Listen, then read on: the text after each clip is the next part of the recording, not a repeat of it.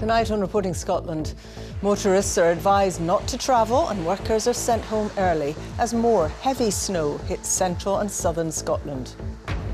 A search of Loch Fyne fails to find two fishermen who've been missing for 24 hours since their boat capsized. Scotland's Chief Constable faces a fourth allegation of misconduct as his wife steps in to defend him. How plastic pollution has reached even the pristine beaches of Orkney. And the romance of the Scottish Cup. We look ahead to the fourth round as the part-timers of Fraserburgh take on Rangers.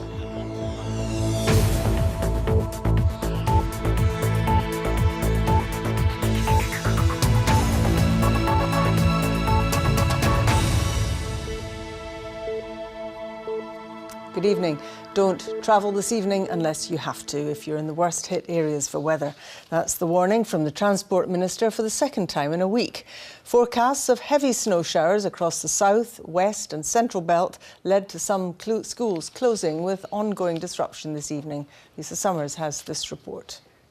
As predicted, snow is falling. Traffic Scotland cameras show problems on the M77. A jackknife lorry closed the road.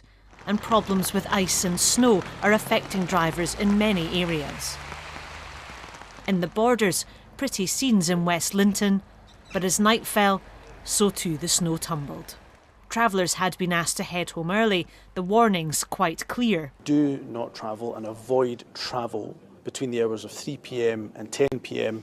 if you're within the amber weather warning area. So if you're within that area, avoid travel because you will be severely disrupted. We're going to see extremely challenging weather, a lot of snow coming in. Many workers took heed. I come from Ayrshire in Kilmarnock and I travel up and down every day to Glasgow, but I've just been sent home early from my work just to try and get home in time and avoid the bad weather. I'm South Lanarkshire, so I'm heading home, got my laptop in my bag. Just going to do the rest of the day from home. I only stayed in the north of Glasgow, but I believe that the train services are going to be disrupted and bus services may be disrupted, so the idea was to get home as quickly as possible. There were heavy snow showers all morning. In Fife, drivers crawled along in bleak conditions. The gritters couldn't keep up with the falling snow. The warning signs not enough to prevent accidents. Driving south through the wintry conditions. In contrast, bright sunshine crossing the Firth of Forth. In many parts of the country, children got a day off as schools were closed. In other places, they shut early. Parents and grandparents queued up to collect their kids from this school in Motherwell. There's a text message sent from the school. Is it inconvenient today, this happening such late notice? Not today, I'm not working today, but if I had been working it could have been, yeah. I was normally coming over today on a Friday anyway to get them, it was just a wee bit earlier. In some villages, family pooches were keen to get out in the white stuff, easier going under foot and paw than on the roads. Hard at work first thing on the M74, there was no repeat this morning of the problems earlier in the week. It was instead a majestic winter's day. Not tonight though, the wintry conditions are back. It's going to be a long, slow journey for some. Lisa Summers, Reporting Scotland. Well, Katie Hunter's near the M8 at the moment. Katie, what's the latest there?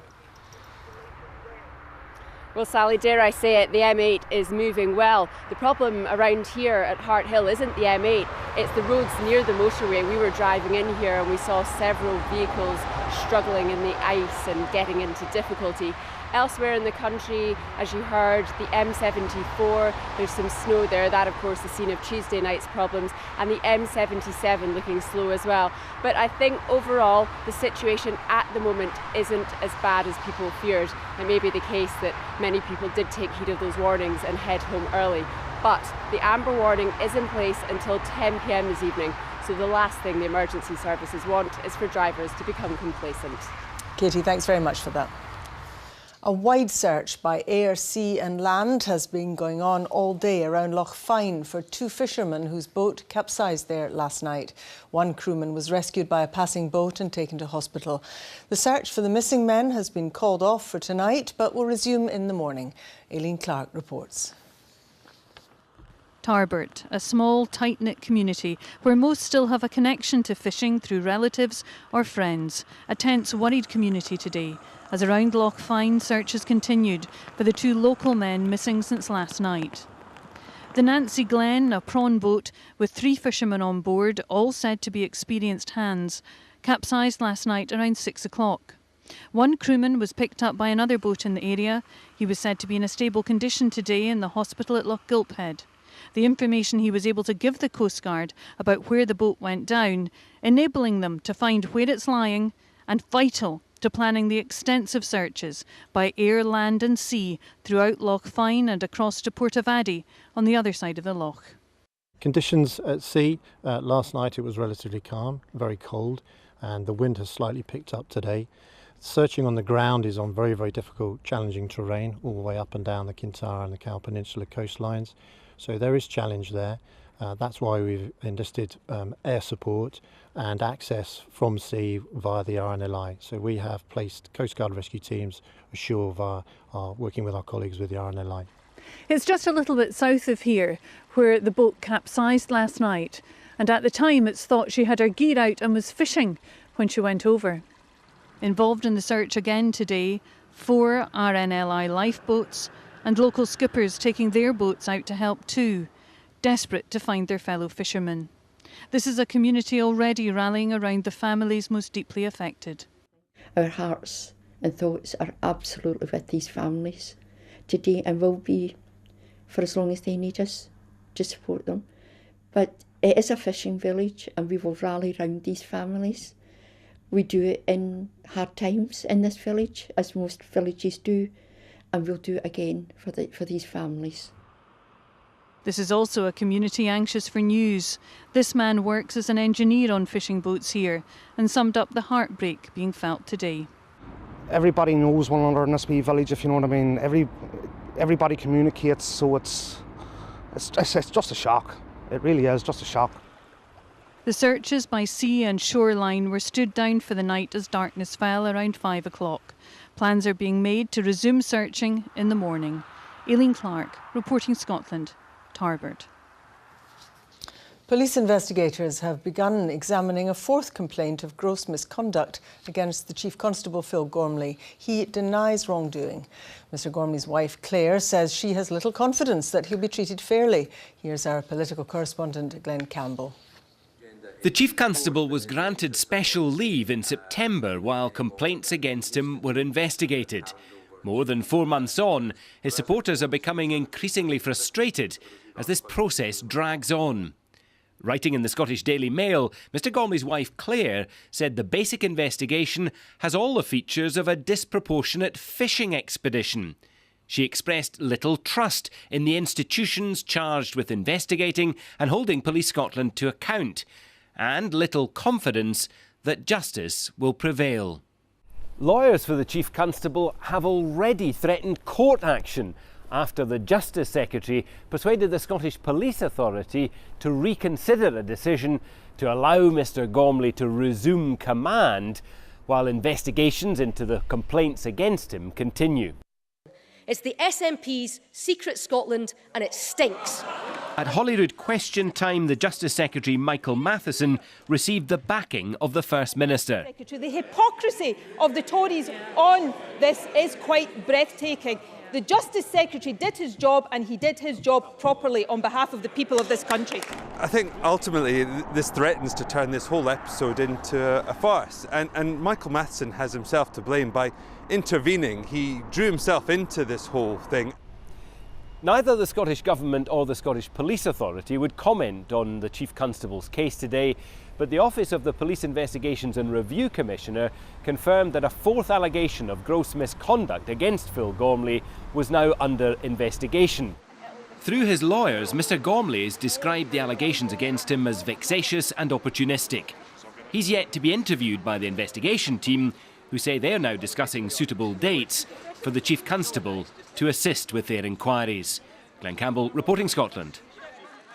The trial of 4 men accused of slavery and violence has heard claims that an alleged victim was treated worse than a dog. The jury at the High Court was told that the former soldier was bullied and beaten by his employer. Our correspondent David Henderson reports. The High Court heard evidence today from Benjamin McPhillamy, who'd served in the Royal Highland Fusiliers. The court heard that after he left the army, following the First Gulf War, he developed post-traumatic stress and became an alcoholic. He was employed by one of the accused, Stephen McPhee, laying driveways while he lived in a caravan behind his boss's house. He claimed over the years he was repeatedly beaten up by Mr. McPhee, but was too scared to report him to the police or leave because he said they'd hunt me down to get me. Earlier, Harry McPhillamy told the court his son took on the look of a hunted animal, dishevelled and secretive, in the months after he began working for Mr. McPhee. Mr. McPhillamy's former partner, Sharon Gill, gave evidence to the court. She said Stephen treated him worse than I would treat my dog. She said at one point, in a voice message left on her phone, Mr. McPhillamy was screaming, "I'm sorry, Stephen, I'm sorry, I won't do it again."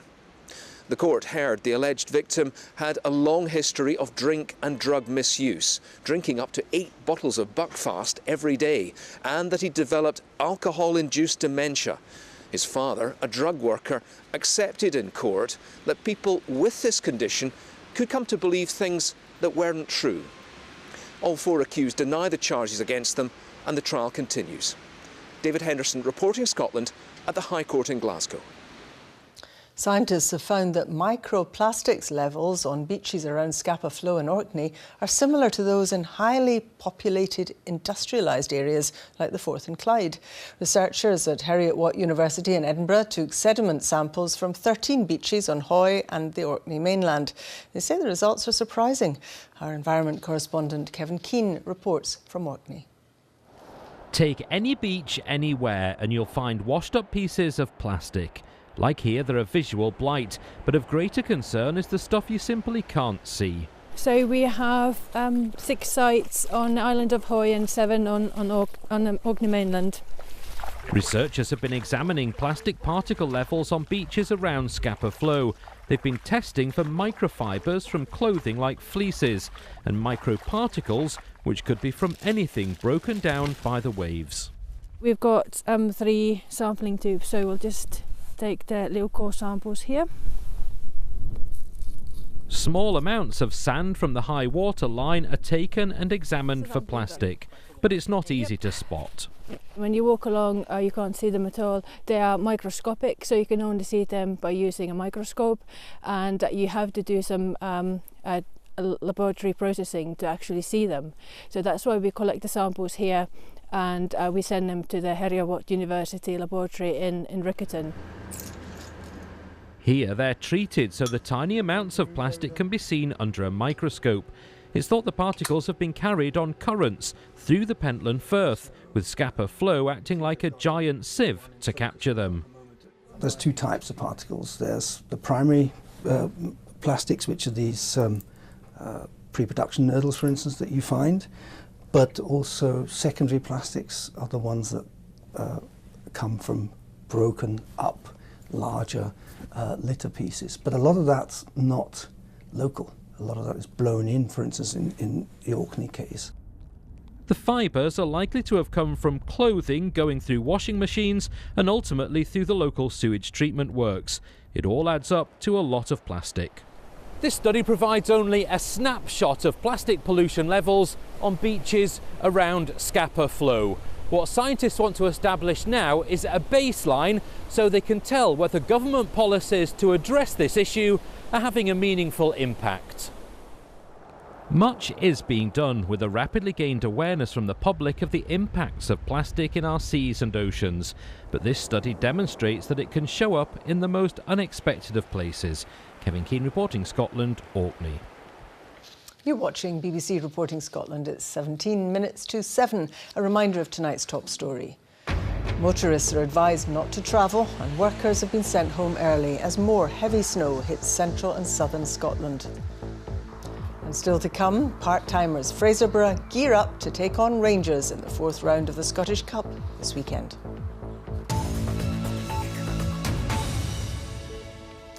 The children's ward at the Royal Alexandra Hospital in Paisley is to close. The Health Minister has approved plans for NHS Greater Glasgow and Clyde to move inpatient and daycare services to Glasgow's Royal Hospital for Children. Shona Robertson said the move was in the best interests of children. Labour and the Scottish Conservatives have criticised the move. One of the most eagerly awaited weekends of the sporting season is just about upon us, the fourth round of the Scottish Cup. That's the stage where the country's biggest clubs enter the competition. Our sports reporter David Curry has been out and about to get us in the mood. Of the 32 teams left in the competition, only 2 will eventually make it here to Hampden to play for this splendid trophy. For many clubs, simply reaching the fourth round is an achievement. And for one club, the part-timers of Highland League Fraserburgh, there's a chance to pull off one of the biggest upsets in Scottish football history. It may look like business as usual in this north-east fishing port, but Fraserburgh is preparing for something extraordinary. On Sunday, its football team is hosting Rangers. As you can see by the windows, we're all just getting into spirit and just looking forward to it. Think you win? Here's hoping. We could. If we cheer them on enough, we can, aye. Yes, I do support both clubs, but as a Fraserburgh man, I'll be shouting on the borough. I think we've a good chance. Small ground. I think it's forecast get to be.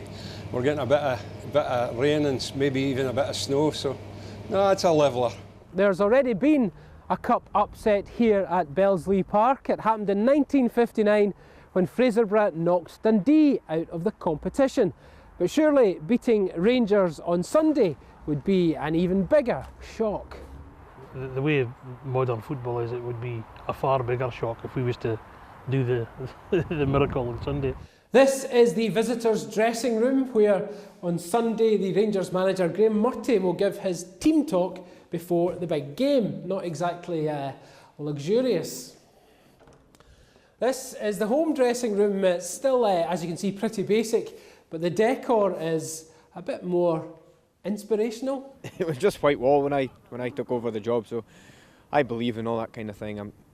I like the phrases, they cover our team very well. The characteristics in the sayings are shown by the players, and everybody's here hoping, praying, apart from Rangers obviously, they want to win, but I think everybody else is hoping for a wee upset to just give that fairy tale and make sure that dreams maybe sometimes do come true. As well as the potential for shocks and surprises, there's also the continuation of some intense rivalries, nowhere more so than in the capital, from where Brian McLaughlin reports. Well, games between Hearts and Hibs in the Scottish Cup are becoming a regular occurrence. Indeed, this will be the third year in succession they've been drawn together in the competition. And once again, there'll be a sellout crowd at Tynecastle on Sunday. But this weekend, it's not the only show in town. On Sunday, it's also the end of the Panto season in the capital, and one of the main characters leaves the audience in no doubt where their allegiances lie. One thing I just couldn't abide, he was a Jambo. And I can't stand the Jambos. The wicked stepmother in Cinderella is usually a bit of a nippy sweetie, and she's usually pretty nasty, and some strange reason this year she was given the name Hibernia. You know, I've always brought in a little bit of Hibs Hearts into the Panto over the years. But behind the scenes, Baroness Hibernia has competition. Yes, so we get on very well, the inter-banter about the derby, Sandy. Yes, we do, Phil Stamp. Yes, but the thing is, though, you've been very quiet over the last few years at derby time, haven't you? Yes, that's because you guys have been winning, unfortunately. Also we can just leave it there. That's the end of the chat. Thanks very much.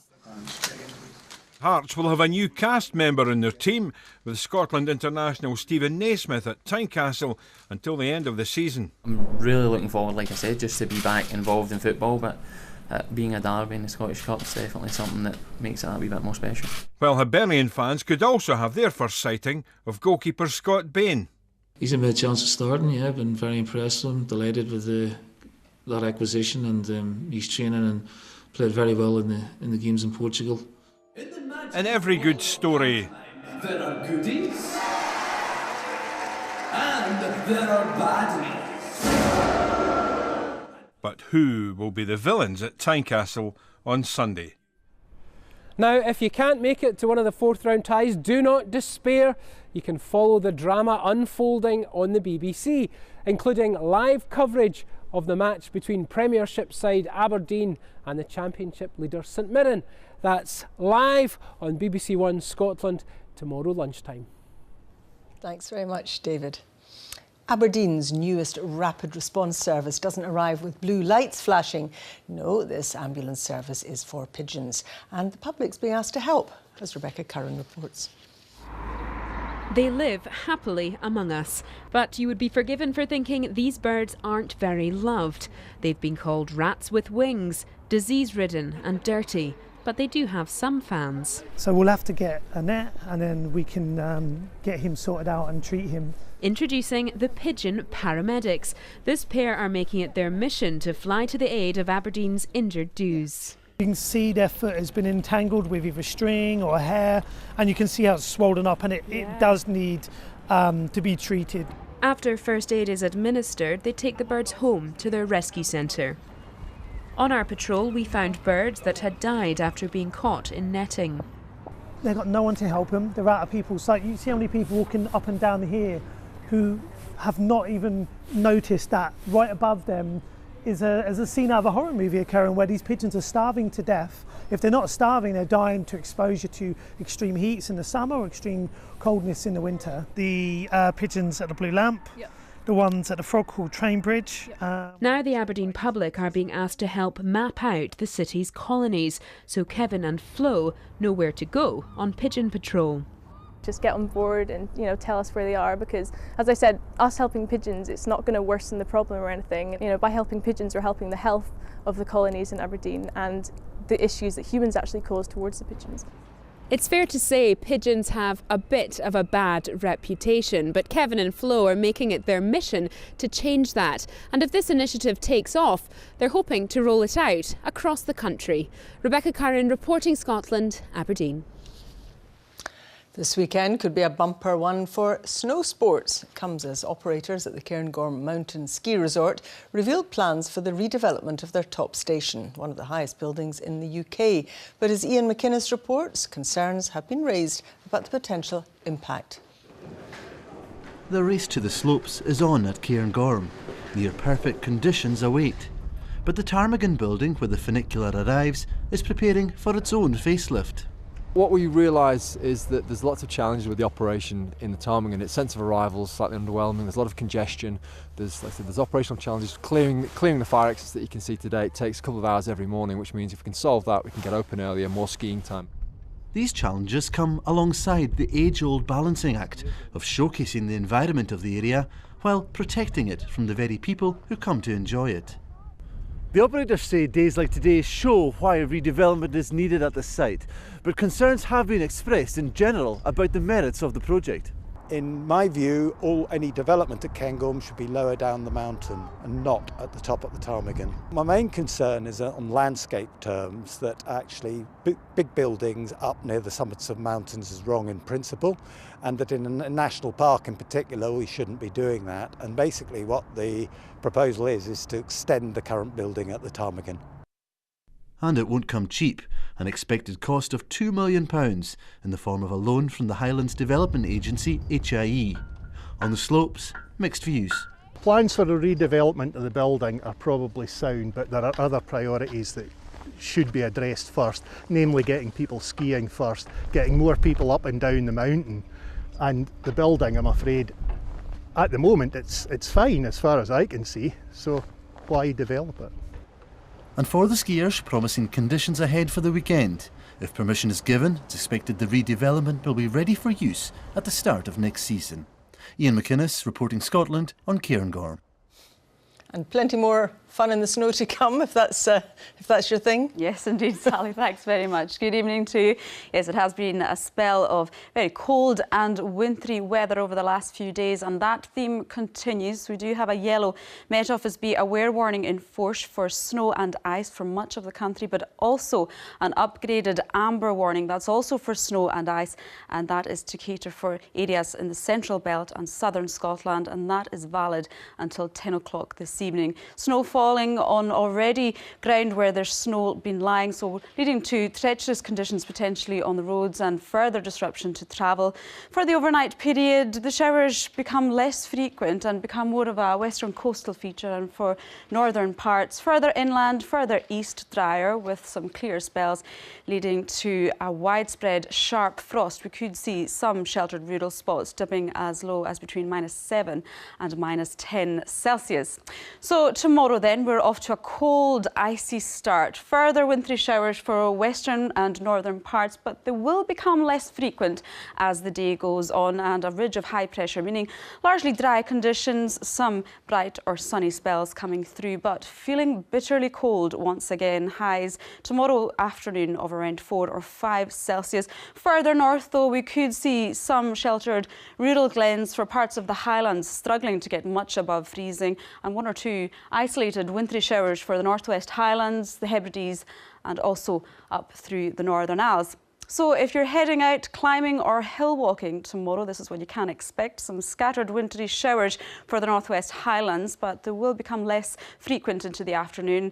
Dry and some sunny spells further south and winds from the west. And it's a similar story for more eastern ranges. Feeling cold, dry, but there will be some sunshine and winds coming from the west. And although the weather is set fair with extensive snow cover, it could lead to some tricky conditions underfoot. But if you're into skiing, good conditions for skiers, particularly so for western parts.